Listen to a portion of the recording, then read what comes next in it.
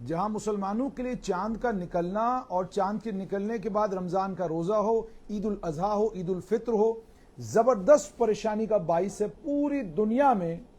और चांद के निकलने को लेकर तजाद भी है, और चांद के निकलने को लेकर शहादतें जो मौसूल होती हैं, उन शहादतों को लेकर जो उलमाए किराम करते हैं उस पर बहस फिर कभी। लेकिन सवाल इस वक्त यह है कि क्या आज जम्मू कश्मीर के सरकारी मुलाजमों की छुट्टी है, या आज जम्मू कश्मीर के सरकारी मुलाजमों को दफ्तर जाना है। कल 10 तारीख को जो छुट्टी सरकारी मुलाजमों ने की है उसका क्या होगा। ये सारे वो सवालात हैं जिनके जवाब सरकारी मुलाजिम तलाश कर रहे हैं। बहुत सारे सरकारी मुलाजिमों ने कल ये भी कहा कि हम स्कूल गए, हमने अपनी अटेंडेंस लगानी चाहिए, लेकिन मोबाइल एप्लीकेशन पर आया कि आज हॉलीडे है। तो आज के दिन क्या है, क्या आज छुट्टी है, या आज हमें स्कूल जाना है, या आज हमें अपने दफ्तर जाना है। तो मैं जम्मू कश्मीर का जो सरकारी कैलेंडर है वो सरकारी कैलेंडर आपको दिखाऊंगा और आपको बताऊंगा कि आज क्या है। ये साल 2024 की हॉलिडे लिस्ट है, और इस हॉलिडे लिस्ट में अगर आप ध्यान से देखेंगे तो इस हॉलिडे लिस्ट में बाज़ाब्ता 11 अप्रैल को ईद उल फित्र लिखा हुआ है। तो जब सरकारी छुट्टियों का ऐलान होता है बिल्कुल साल की शुरुआत में, जिसके लिए एक सरकारी ऑर्डर बाज़ाब्ता निकलता है, उस ऑर्डर के तहत 11 अप्रैल 2024 को ईद उल फित्र के चलते पूरे जम्मू कश्मीर में छुट्टी है। तो तमाम सरकारी मुलाजिम जो इस सवाल के साथ जूझ रहे थे कि आज जाना है या नहीं जाना है, तो आज कानूनी तौर पर, सरकारी तौर पर सारे विभागों की, सारे दफ्तरों की, स्कूलों की, कॉलेजों की, सबकी छुट्टी है। लेकिन इसमें एक छोटा सा पेच है। वो पेच ये है कि सरकार बिल्कुल साल की शुरुआत में छुट्टी का कैलेंडर निकालती है, और उसके बाद ईद उल अजहा हो या ईद उल फित्र हो, अगर उसकी डेट आगे पीछे हो जाए तो फिर एक और सरकारी ऑर्डर निकलता है, जिस सरकारी ऑर्डर में यह लिखा जाता है कि in partial modification to the existing holiday calendar this date, या ये तारीख जो है, इस तारीख को अब आपको इस तारीख के बदल में छुट्टी मिलेगी। यानी अगर आपकी छुट्टी 11 तारीख को थी तो आपको छुट्टी 10 तारीख को मिलेगी, और अगर आपको छुट्टी 10 तारीख को थी तो आपको छुट्टी 11 तारीख को मिलेगी।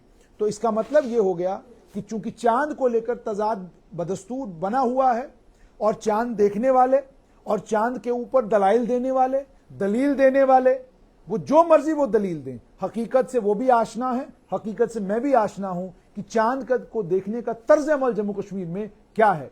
ये इसी तर्ज अमल के चलते लोगों को परेशानी आती है, लोग परेशान होते हैं, तजब्जुब का शिकार होते हैं, और नतीजा ये निकलता है कि जिस दिन छुट्टी नहीं उस दिन छुट्टी हो जाती है, और जिस दिन छुट्टी उस दिन लोग कहते हैं कि जनाब आज छुट्टी है कि नहीं है। तो तमाम जम्मू कश्मीर के सरकारी मुलाजमों के लिए ये खबर कि आज बिल्कुल सरकारी कैलेंडर के तहत, जिसमें सरकार ने कोई मॉडिफिकेशन नहीं की, जिसमें सरकार ने कोई नया ऑर्डर इशू नहीं किया है, तो आज मुकम्मल तौर पर पूरे जम्मू कश्मीर में छुट्टी है।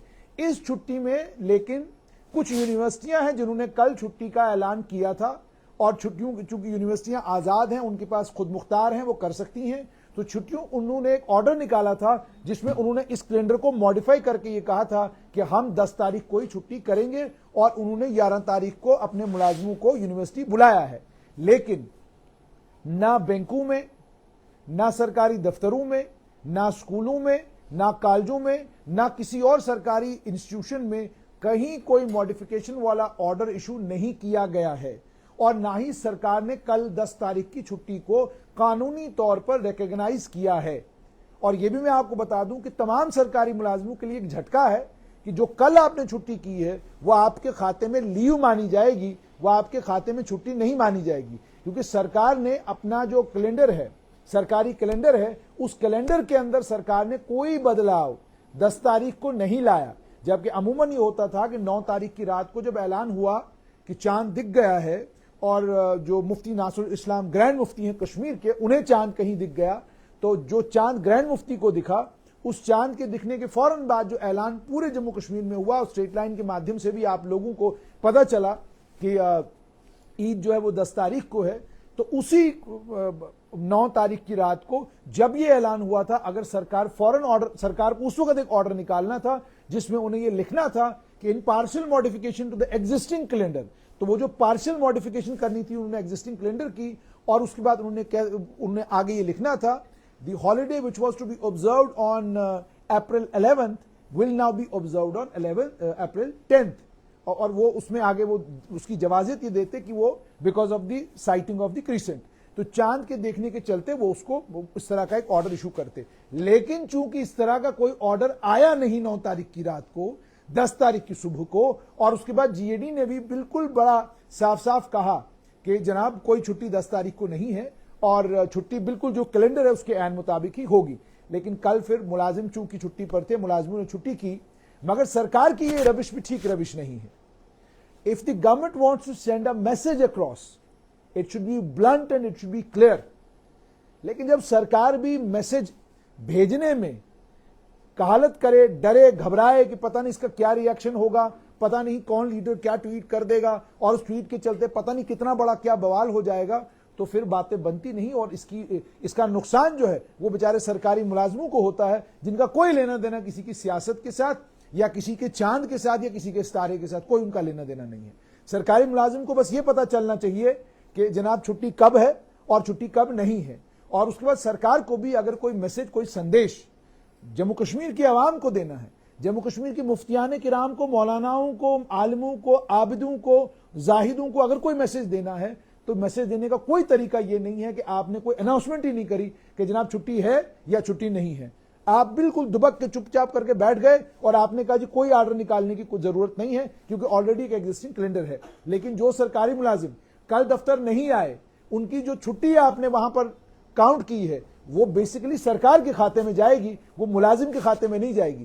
क्योंकि मुलाजिम ने तो ऐलान सुना कि जनाब ईद है, तो उन्होंने ईद मनाने की तैयारी की। तो जाहिर सी बात है, किसी भी धर्म, किसी भी समुदाय के लोग हों, जब आपके त्योहार की अनाउंसमेंट हो जाए तो जाहिर सी बात है आप अपना त्योहार मनाएंगे। और रमजान तो है ही इतना मुबारक महीना कि आप 30 दिन रोजे रखते हैं, भूख और प्यास की शिद्दत बर्दाश्त करते हैं, और उस शिद्दत को बर्दाश्त करने के बाद इनाम के तौर पर आप चाहते हैं कि ईद उल फित्र आती है, और इनाम में ये इनाम भी है कि उस दिन छुट्टी होती है। तो जाहिर सी बात है जिन्होंने रमजान के रोजे रखे, जिन्होंने इबादतों का एहतमाम किया, जिन्होंने नवाफिल पढ़े, जिन्होंने जो सब कुछ किया, उन तमाम लोगों ने रमजान खत्म हुआ और उसके बाद ईद की अनाउंसमेंट हो गई, और सादा लोग उन्होंने कहा भाई अनाउंसमेंट हो गई तो वो ईद मनाने चले गए।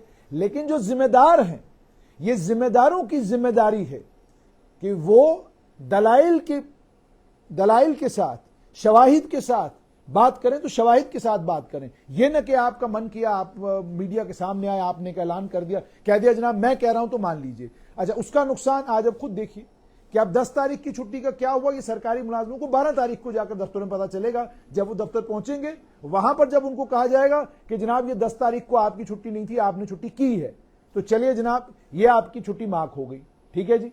और इसी तरीके से अब आज 11 तारीख है, तो सुबह सुबह मुलाजिम परेशान मुझे भी फोन कर रहे हैं कि जनाब आज छुट्टी है कि नहीं है। भाई कोई छुट्टी का तो सवाल भी नहीं पूछना है आपने।